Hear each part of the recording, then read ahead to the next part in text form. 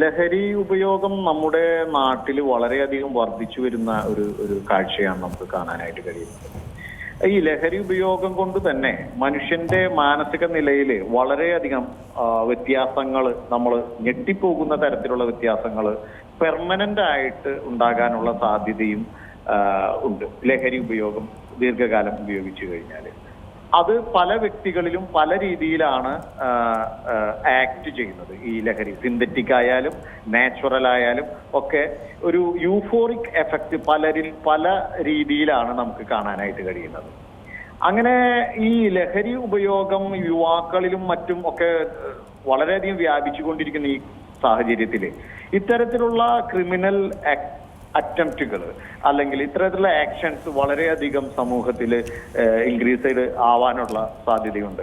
അവർക്ക് അച്ഛൻ അമ്മമാർ അതുപോലുള്ള ഫീലിങ്ങിനേക്കാൾ ഉപരിയായിട്ട് ലഹരി ഉപയോഗിക്കുമ്പോൾ കിട്ടുന്ന യൂഫോറിക് എഫക്റ്റിനോടാണ് കൂടുതൽ താല്പര്യം. അവരുടെ ബയോളജിക്കലായിട്ടുള്ള എന്താ പറയാ, ഒരു പ്രധാന ആവശ്യമായിട്ട് തന്നെ ഇത്തരത്തിലുള്ള ലഹരിയിൽ നിന്ന് കിട്ടുന്ന റിസൾട്ടായിട്ട് യൂഫോറിക് എഫക്റ്റ് അവരെ വളരെയധികം എന്താ പറയുക ഓവർവെൽമിങ് ചെയ്യും. അവരുടെ എല്ലാ ആഗ്രഹങ്ങളെക്കാളും മുകളിൽ ഈ തരത്തിലുള്ള യൂഫോറിക് എഫക്റ്റ് ഓവർവെൽമിങ് ചെയ്യും. അപ്പോ അങ്ങനെ വരുമ്പോൾ അവർക്ക് ലഹരി ലഭിക്കുന്നതിനോ മറ്റ് അവരുടെ ആഗ്രഹങ്ങൾക്ക്, ഏതാഗ്രഹമായിക്കോട്ടെ, തടസ്സം നിൽക്കുന്നത് ആരായാലും അതിന് മുൻപിൽ നിന്ന് ഏത് വിധേനയും അതിലവർക്ക് ധാർമ്മികമായിട്ടുള്ളതോ അഫക്ഷനേറ്റ് ആയിട്ടുള്ളതോ മറ്റു കാര്യങ്ങളോ ഒന്നും തന്നെ ചിന്തിക്കില്ല. മൃഗങ്ങളുടെ പോലെയായിരിക്കും. മൃഗങ്ങളുടെ പോലെ എന്ന് പറയുമ്പോൾ മൃഗങ്ങൾക്ക് എപ്പോഴും അവർ മൃഗങ്ങളുടേതായിട്ടുള്ള ഇഷ്ടങ്ങൾ സംരക്ഷിക്കുക അല്ലെങ്കിൽ അതിനുവേണ്ടി നിലകൊള്ളുക എന്നുള്ളതാണല്ലോ പ്രധാനം. അതുപോലെ തന്നെ ഇവരും ഇവരുടെ ഇഷ്ടങ്ങൾക്ക് മാത്രമാണ് പ്രാധാന്യം കൊടുത്തു നിൽക്കുക. അപ്പോ അവരുടെ ആഗ്രഹങ്ങൾ ഏത് തന്നെയായാലും അതിന് വിപരീതമാകുന്ന ആരെയായാലും അവർ ഏത് രീതിയിലായാലും ഒഴിവാക്കും. അത് ചിലപ്പോൾ അവർ ഏറ്റവും കൂടുതൽ തെരഞ്ഞെടുക്കുക അവരുടെ ആഗ്രഹങ്ങൾ നിറവേറ്റുന്നതിൽ പണം ലഭിക്കുന്നതിനോ മറ്റോ ഒക്കെ ആയിട്ട് ഏറ്റവും കൂടുതൽ തെരഞ്ഞെടുക്കുക പെട്ടെന്ന് അപ്രോച്ചബിൾ ആയിട്ടുള്ള വിക്ടിംസിനെ ആയിരിക്കും. അത് ചിലപ്പോൾ ഫാമിലിയിൽ നിന്നാവാം, അത് ചിലപ്പോ കൂട്ടുകാരിൽ നിന്നാവാം. പക്ഷെ അവരെയൊക്കെ കൊല ചെയ്യുന്നതിനോ ഭൂമിയിൽ നിന്ന് ഇല്ലാതാക്കുന്നതിനോ ഒക്കെ അവർക്ക് ഒരു മടിയുമില്ല. അവര് ആ രീതിയിൽ ആരെയും അവർ മനസ്സിനുള്ളിൽ പരിഗണിക്കുന്നില്ല. ഈസിലി അപ്രോച്ചബിൾ ആയിട്ടുള്ള വിക്ടിമായിട്ട് മാത്രമാണ് അവര് കാണുന്നുള്ളൂ. അപ്പോ ഇതിന്റെ പ്രധാന കാരണം നമ്മൾ മുൻപ് ഞാൻ പറഞ്ഞ പോലെ നമ്മൾ ഈ ലഹരി ഉപയോഗവും ഒക്കെ ഓരോ വ്യക്തിയുടെയും സ്വകാര്യ സന്തോഷങ്ങളും അല്ലെങ്കിൽ അദ്ദേഹത്തിന്റെ ആഗ്രഹവുമായി മാത്രം കാണുന്നത് കൊണ്ടാണ്. ഈ ലഹരി എന്ന് പറയുന്നത് നമ്മുടെ സമൂഹത്തിൽ പൊതുവെ എല്ലാവരുടെയും വളരെയധികം വ്യാപിച്ചു കഴിഞ്ഞിരിക്കുന്ന ഒരു അവസ്ഥയാണ്. ആ വ്യാപിച്ചു കഴിഞ്ഞിരിക്കുന്ന അവസ്ഥയിൽ ഇത്തരത്തിലുള്ള ക്രിമിനൽ ആക്ടുകളും കൂടുതലാകാനുള്ള സാധ്യതയുണ്ട്. അങ്ങനെ ഈ കൂടുതലാകുന്ന അവസ്ഥയിൽ നമുക്കതിനെ നിർത്തലാക്കുന്നതിന് വേണ്ടിയിട്ട് കൃത്യമായിട്ടുള്ള നിയമനിർമ്മാണം നടത്തേണ്ടതുണ്ട്. ഇവിടെ ഈ ലഹരി ഉപയോഗിക്കുന്നവരെ കർശനമായി ശിക്ഷിക്കുന്നതിന് അല്ലെങ്കിൽ ലഹരി വിൽപ്പനക്കാരെ കർശനമായി ശിക്ഷിക്കുന്നതിനൊക്കെ ചെറിയ തോതിലുള്ള നിയമങ്ങളൊക്കെ ഉണ്ട് എന്നുണ്ടെങ്കിലും കൃത്യമായിട്ട് അതിനെ അവസാനിപ്പിക്കുന്നതിന് ഉതകുന്ന രീതിയിലുള്ള വളരെ കടുത്ത പണിഷ്മെന്റ്സ് ഒന്നും തന്നെ നമുക്ക് കാണാനായിട്ട് കഴിയുന്നില്ല. അപ്പോ അങ്ങനെയുള്ള സാഹചര്യത്തിൽ പോലീസിനും മറ്റും ഒക്കെ പരിമിതികളുണ്ട്. ഇവരെ അറസ്റ്റ് ചെയ്യുന്നതിനും ഇവരെ ഇത്തരത്തിലുള്ള വ്യക്തികളെ കൈകാര്യം ചെയ്യുന്നതിനൊക്കെ പോലീസിന് വളരെയധികം പരിമിതികളുണ്ട്. ആ പരിമിതികളൊക്കെ ഉള്ളത് കൊണ്ട് തന്നെ ലഹരി മാഫിയകളും ലഹരി ഉപയോഗിക്കുന്നവരും കച്ചവടക്കാരും അത്തരത്തിലുള്ള ഈ സാമൂഹിക അന്തരീക്ഷത്തെ അവർ എക്സ്പ്ലോയിറ്റ് ചെയ്യുകയാണ് ചെയ്യുന്നത്. അങ്ങനെ എക്സ്പ്ലോയിറ്റ് ചെയ്യുന്നതിനെ മറികടക്കുന്നതിന് വേണ്ടിയിട്ടുള്ള നിയമനിർമ്മാണം തന്നെ നമ്മുടെ നാട്ടിൽ നടത്തേണ്ടതുണ്ട്. നിയമമില്ലാതെ നമുക്കൊരാളെയും ശിക്ഷിക്കാനായിട്ട് കഴിയുകയില്ല ഈ എന്താ പറയുക വെൽഫെയർ സൊസൈറ്റി എന്നുള്ള നിലയിൽ.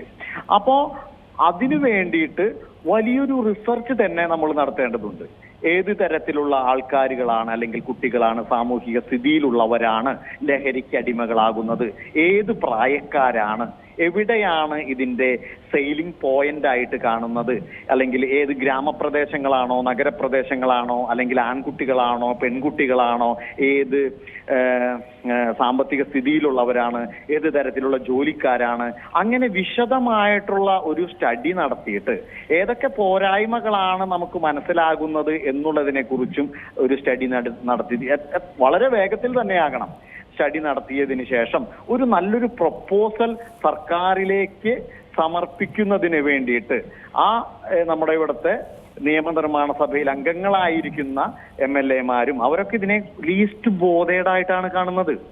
അവരൊക്കെ ഈ ക്രൈം നടക്കുന്നു, അതൊരു വ്യക്തിയുടെ കാര്യമാണ്, ഒരു വീട്ടിലെ കാര്യമാണ്, അവരുടെ ഇൻഡിവിജ്വൽ ആയിട്ടുള്ള കാര്യമാണ് എന്നുള്ളത് കാണുന്നതിന് പകരം നമ്മുടെ സമൂഹത്തിന്റെ പൊതുവെയുള്ള പ്രശ്നമാണിത്. ഇതിനൊക്കെ ഉത്തരവാദിത്വം നമ്മളും കൂടെയാണ് ഉത്തരവാദിത്വം ഏറ്റെടുക്കേണ്ടത്. നിലനിൽക്കുന്ന സർക്കാരുകളും കൂടെയാണ്, ഭരണാധികാരികളും കൂടെ ആണ് ഇതിന്റെയൊക്കെ ഉത്തരവാദിത്വം. ഇവിടെ ക്രൈം കൂടുന്നതിനും ലഹരി ഉപയോഗം കൂടുന്നതിനും ഒക്കെ കാരണമാകുന്നത് നമ്മുടെ പോരായ്മകളാണ് എന്നുള്ളത് ഭരണ നേതൃത്വം, ഭരണ സംവിധാനം തിരിച്ചറിയുന്നിടത്താണ് നമ്മൾക്ക് ഇത്തരത്തിലുള്ള കാര്യങ്ങളെ കർബ് ചെയ്യാനായിട്ട് പറ്റുകയുള്ളൂ. ഇപ്പോ ഇത് സബ് കൾച്ചർ തന്നെ പല സ്ഥലങ്ങളിലും ഫോം ചെയ്തിട്ടുണ്ട്. സബ് കൾച്ചർ എന്ന് പറയുന്നത് ആ കൾച്ചറിനകത്ത് ലഹരി ഉപയോഗം ജസ്റ്റിഫൈ ചെയ്യാവുന്ന ഒന്നാണ്. പലതരത്തിലുള്ള പല സബ് കൾച്ചറിലും പല രീതിയിലുള്ള ലഹരികളാണ് എന്നുണ്ടെങ്കിലും പൊതുവെ നമ്മുടെ പൊതുസമൂഹത്തിന് സ്വീകാര്യമാകാത്ത പല കാര്യങ്ങളും ചെയ്യുന്ന സബ് കൾച്ചറുകൾ ഫോം ചെയ്യുകയും അതിലെ ഗ്രൂപ്പ് മെമ്പേഴ്സ് തമ്മിൽ ഇതിനെ അംഗീകരിക്കുകയും, ഇപ്പൊ ഗുണ്ടായുസവുമായാലും ഇത്തരത്തിലുള്ള കാര്യങ്ങളായാലും ഇതൊക്കെ നമ്മുടെ നാട്ടിൽ നിലനിൽക്കേണ്ടതാണ്, ഇതൊക്കെ ഞങ്ങൾ ചെയ്യുന്നതിൽ ഒരു തെറ്റുമില്ല എന്നുള്ള സബ് കൾച്ചർ ഫോർമേഷൻ വരെ നടന്നിട്ടുണ്ട് പലയിടങ്ങളിലും. അപ്പോൾ അതൊരു ഗ്രൂപ്പ് ആക്ടിവിറ്റിയായി മാറിക്കൊണ്ടിരിക്കുകയാണ്. അങ്ങനെ സബ് കൾച്ചർ ഫോർമേഷൻ നടന്നു കഴിയുമ്പോഴാണ് ഒരു ക്രൈം സൊസൈറ്റി, അതായത് ക്രൈം നിലനിൽക്കുന്ന സൊസൈറ്റിയെ അല്ലെങ്കിൽ സൊസൈറ്റിയിലെ ക്രൈമിനെ ഇത് നമ്മുടെ സൊസൈറ്റിയുടെ ഭാഗമാണ് എന്ന് പറഞ്ഞുകൊണ്ട് ന്യൂട്രലൈസേഷൻ ചെയ്യുന്ന ഒരു തോട്ടിലേക്ക് പോലും യുവാക്കളും വ്യക്തികളും എത്തിച്ചേരുന്നു. അങ്ങനെ വരുമ്പോഴാണ് അത് പതുക്കെ വീടുകളിലേക്കും ബാധിക്കും, സമൂഹത്തിലേക്കും ബാധിക്കും, പൊതുസ്ഥലങ്ങളിലേക്കും ബാധിക്കും. അങ്ങനെ ആകെ ഡിസോർഗനൈസ്ഡ് ആയിട്ടുള്ള ഒരു രീതിയിലേക്കാണ് നമ്മളുടെ പൊതുസമൂഹം ഇപ്പോൾ പോയിക്കൊണ്ടിരിക്കുന്നത്. അടിയന്തിരമായി തന്നെ ഇത്തരത്തിലുള്ള കാര്യങ്ങളിൽ നമ്മുടെ രാഷ്ട്രീയ നേതൃത്വം, ഞാൻ ഇതേവരെ കണ്ടിട്ടില്ല ഒരു രാഷ്ട്രീയ നേതൃത്വം ക്രൈം റേറ്റിനെ കുറിച്ചൊക്കെ കുറച്ചൊക്കെ സംസാരിക്കുന്നുണ്ടാകാം. അതിന്റെ ആഴങ്ങളിലുള്ള മെറിറ്റിനെ കുറിച്ചിട്ട്, ക്വാളിറ്റേറ്റീവ് ആയിട്ടുള്ള പ്രോസസ്സിനെ കുറിച്ചിട്ട്, അല്ലെങ്കിൽ അത് കർബ് ചെയ്യാനായിട്ട് എടുക്കേണ്ടതായിട്ടുള്ള ആക്ഷൻസിനെ കുറിച്ചിട്ട്, അതിന്റെ പോരായ്മയെ കുറിച്ചിട്ടൊക്കെ രാഷ്ട്രീയ രംഗത്തോ ഒന്നും ചർച്ച ചെയ്യുന്നതായി പോലും ഞാൻ കണ്ടിട്ടില്ല. ശരിക്കും പറഞ്ഞു കഴിഞ്ഞാൽ രാഷ്ട്രീയ രംഗത്തും രാഷ്ട്രീയ നേതൃത്വങ്ങളും ഇതിനെക്കുറിച്ച് ചർച്ച ചെയ്യുകയും ഓരോ മനുഷ്യന്റെ സമാധാന ജീവിതവും നമ്മുടെ ഇവിടുത്തെ സാമ്പത്തിക വളർച്ചയ്ക്ക് കൊടുക്കുന്ന അതേ പരിഗണനയിൽ, അതേ ഇമ്പോർട്ടൻസിൽ തന്നെ ഇത്തരത്തിലുള്ള സമാധാനപൂർണമായിട്ടുള്ള ഓരോ മനുഷ്യന്റെ ജീവിതത്തിനും പ്രാധാന്യം കൊടുക്കണം. എങ്കിൽ മാത്രമാണ് നമുക്ക് നല്ലൊരു വെൽഫെയർ സൊസൈറ്റി എന്നുള്ള രീതിയിൽ നമ്മുടെ സൊസൈറ്റിയെ വാർത്തെടുക്കാൻ കഴിയുകയുള്ളൂ. അപ്പൊ ഞാൻ പറഞ്ഞു വരുന്നത് ഇത്തരത്തിലുള്ള ഓരോ പ്രവൃത്തിയും ലഹരിയുടെ അടിസ്ഥാനത്തില് അതിന്റെ ആഫ്റ്റർ എഫക്ട്സ് ആയിട്ട്, അതിന്റെ ഉപയോഗത്തിന്റെ ആഫ്റ്റർ എഫക്ട്സ് ആയിട്ട് തന്നെയാണ് നമുക്ക് കാണാനാകുക.